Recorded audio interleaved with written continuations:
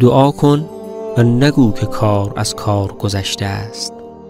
پیش خداوند مقام و منزلتی است که جز با مسئلت کردن نمی شود به آن رسید. بنده اگر دهانش را ببندد و دعا نکند چیزی به او نمی دهند. پس بخواه تا به تو بدهند. هیچ دری کوبیده نمی شود مگر اینکه به روی کوبندش باز شود.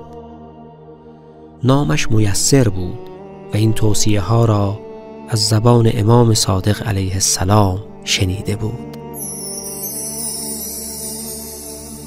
چه کنیم که دعای ما مستجاب بشود؟ الدعا سلاح المؤمن، دعا اسلحه مؤمن. یه سربازی که اسلحه بلد نیست از استفاده کنه نمیتونه تیر رو به هدف بزنه.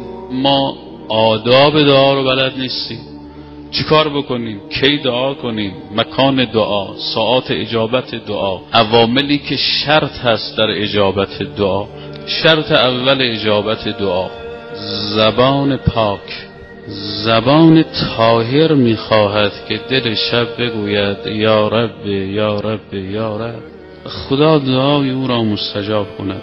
من که از صبح تا به شب با این زبانم دروغ میگویم، غیبت میکنم، تهمت میزنم، فحاشی میکنم، چگونه این داعی الله متوقع است که دعای او را دل شب مستجاب کند؟ خب اگر زبان حفظ بشود از معاصی، بعد داعی الله وقت بگه یا رب یا رب یا رب، طبق حدیث امام صادق علیه السلام وقت 10 بار میگه یا رب خودش صدا میزند لبیک لبیک عبدی ما حاجتک. بله بله بنده من، حاجتت چیه؟ چی میخوایی بهت بدم؟